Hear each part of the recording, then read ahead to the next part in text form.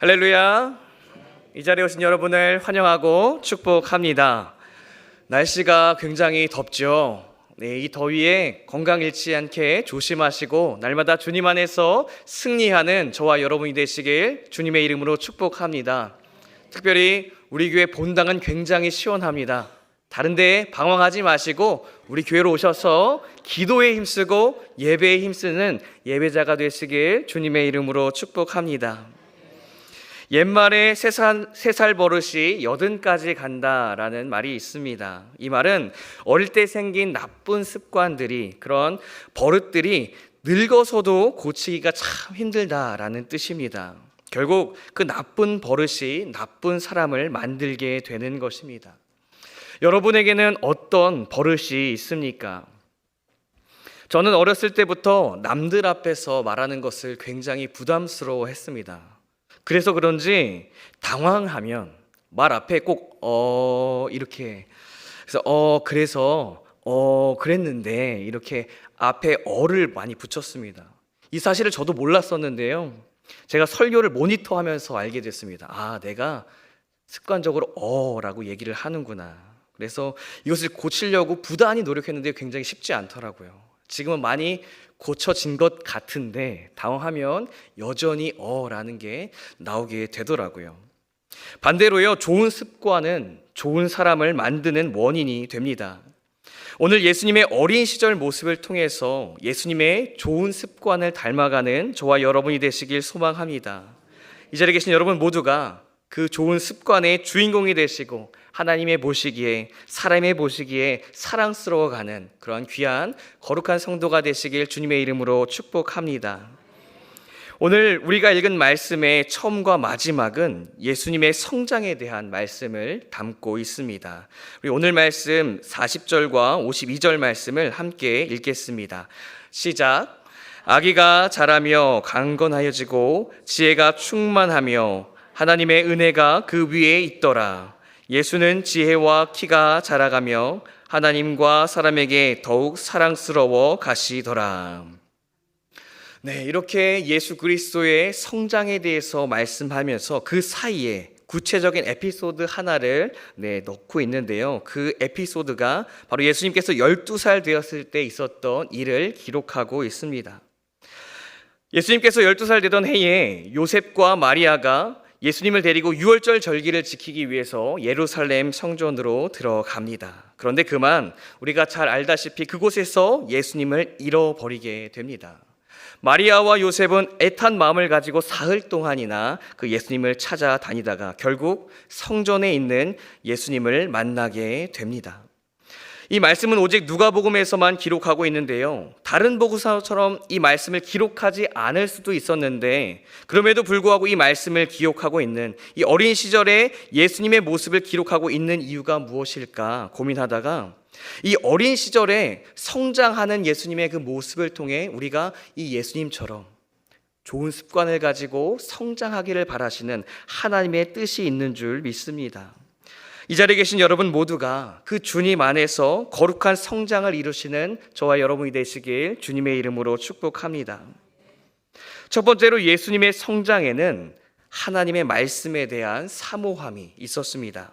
우리 46절부터 47절까지 말씀을 함께 읽겠습니다. 시작. 사흘 후에 성전에서 만난즉 그가 성생들 중에 앉으사 그들에게 듣기도 하시며 묻기도 하시니 듣는 자가 다 그 지혜와 대답에 놀랍게 여기더라.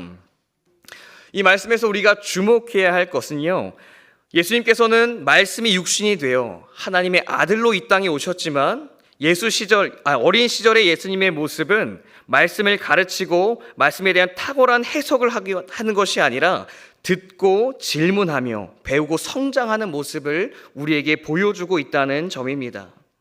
성경은 예수님께서 유월절 식사나 그리고 그 당시에 전통적으로 유행했던 놀이가 있는데 숨긴 무교병을 찾는 그 유월절 놀이의 자리가 아니라 말씀을 듣고 질문하는 그 자리에 그 예수님께서 랍비들과 함께 있었다라는 사실에 주목하고 있습니다. 예수님께서는 부모님께서 사흘 동안 그를 찾아다니면서 그를 만나지 못하는 그런 상황에도 불구하고 그 사실에 요동하기보다는 오히려 하나님의 말씀에 집중하는 모습을 우리에게 보여주고 있습니다. 여러분, 성경은 믿음은 들음에서 난다고 말씀합니다. 따라서 우리는 하나님의 말씀을 많이 들어야 합니다. 그 말씀을 통해서 우리는 하나님을 알고 하나님을 믿게 되며 하나님의 자녀답게 살 수 있는 것입니다. 그래서 우리는 설교를 통해 말씀을 묵상하는 것을 통해 태초부터 지금까지 날마다 우리를 향해 외치고 계시는 그 하나님의 말씀을 통해 들어야 하는 것입니다. 우리가 그 말씀을 듣지 않고 그 말씀을 알지 못한다면 바른 믿음을 가질 수 없기 때문입니다.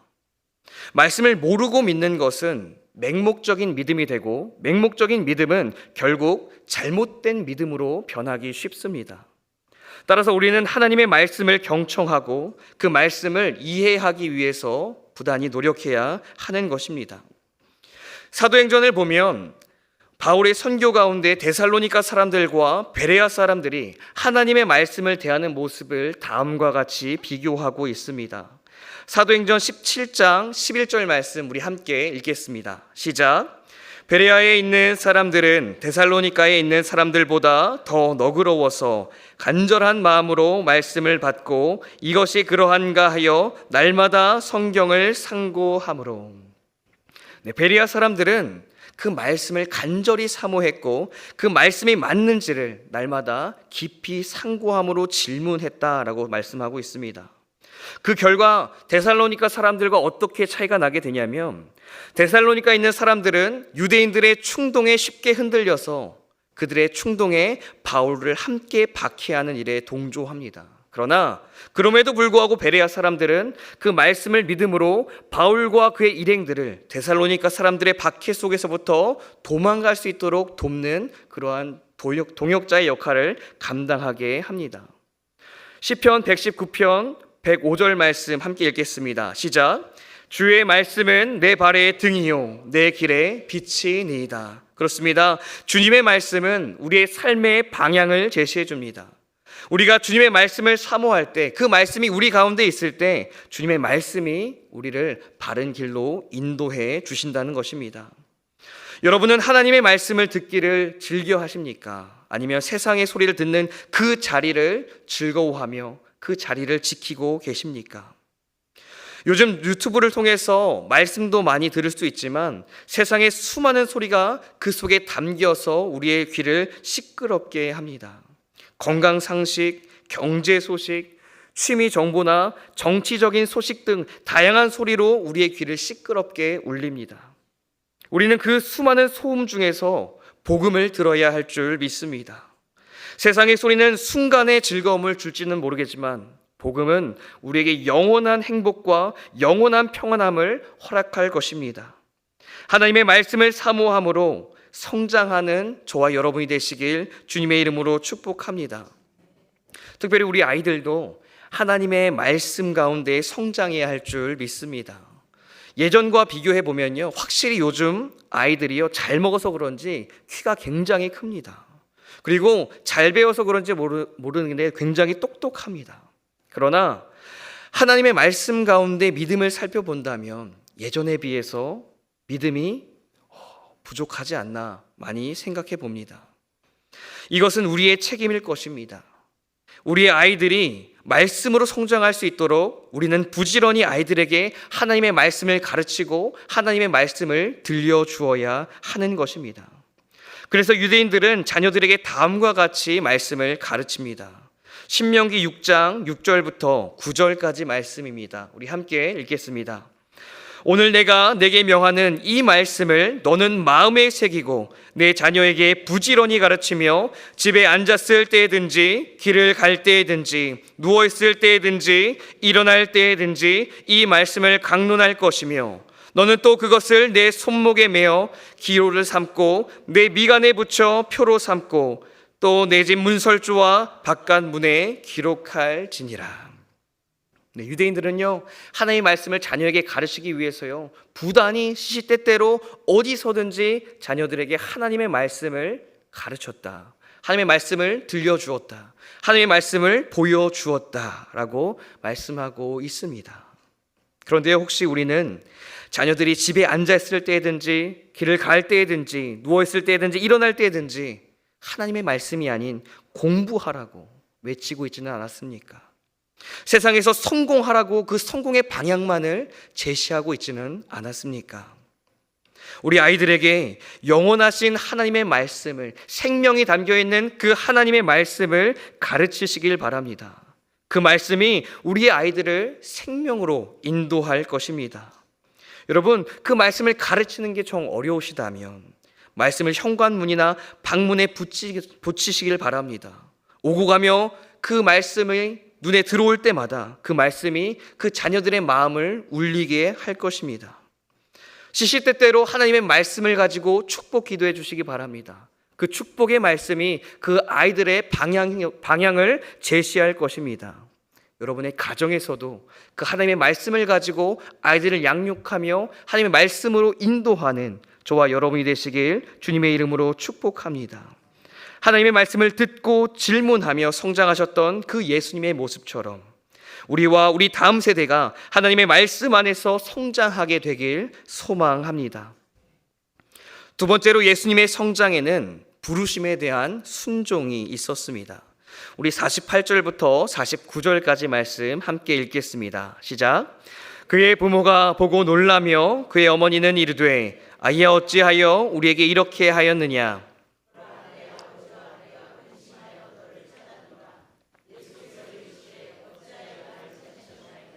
내가 내 아버지의 집에 있어야 할 줄을 알지 못하셨나이까 하시니.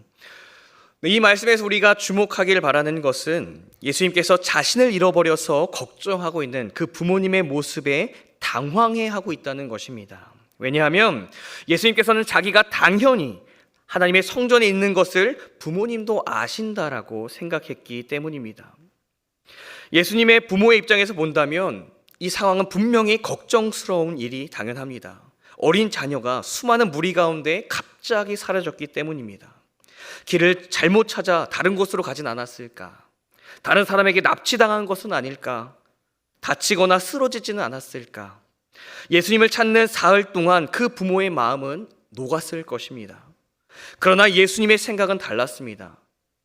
내가 있어야 할 곳은 하나님의 성전이었기 때문에, 그래서 부모님이 자신이 없어져서 걱정할 것이라고 생각하지 못하고 당연히 나는 여기 있을 것으로 부모님께서 아셨다라고 생각했던 것입니다.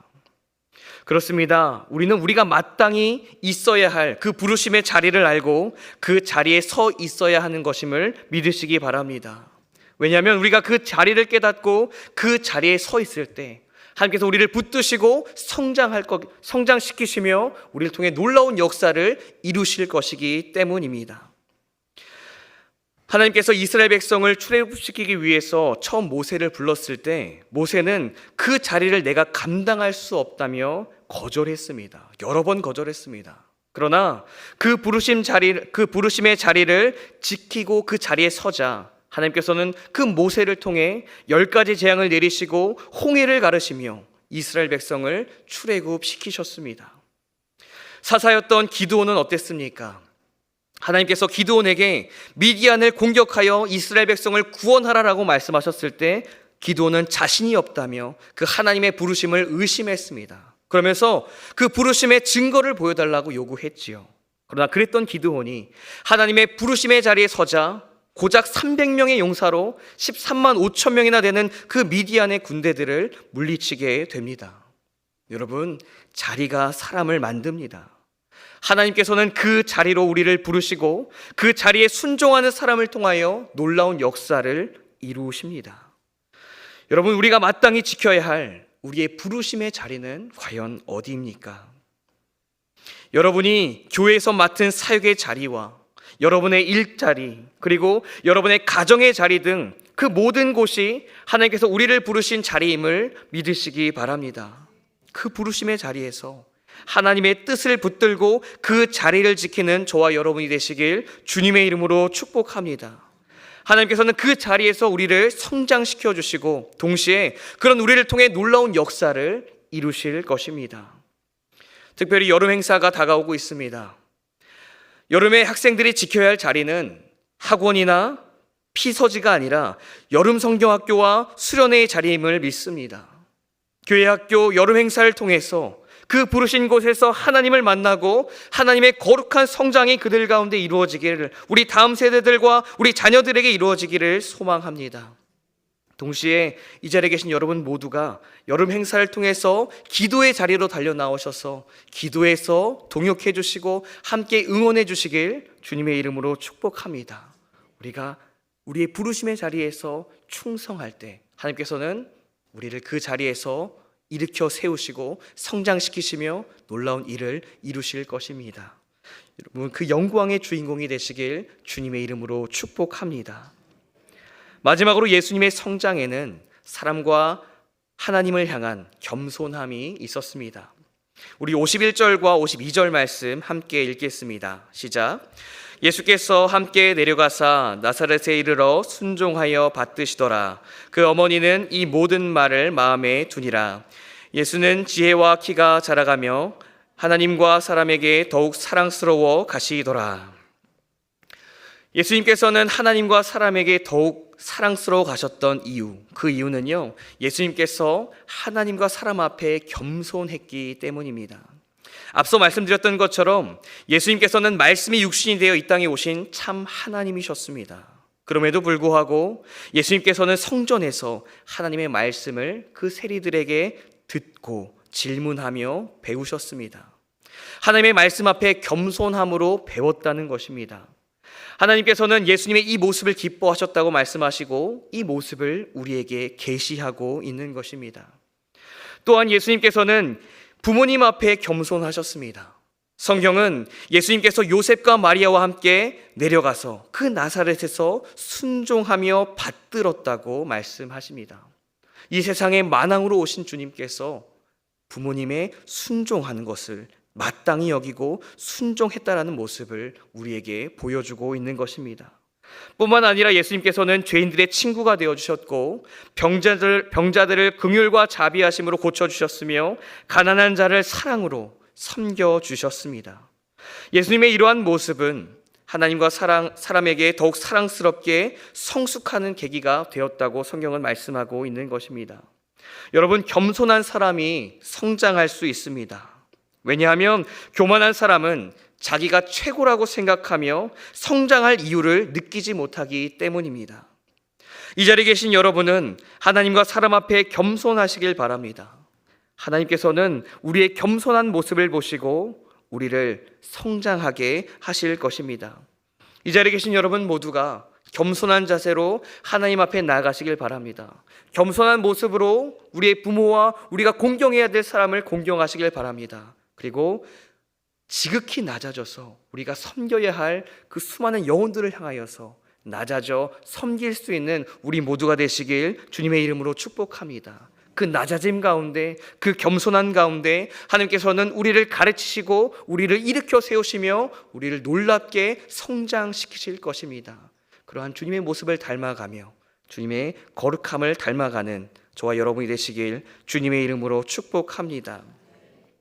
오늘 예수님의 어린 시절 모습을 통해 지혜와 키가 자라가며 하나님과 사람들에게 사랑스러워 가시는 그 예수님의 모습을 우리가 살펴보았습니다.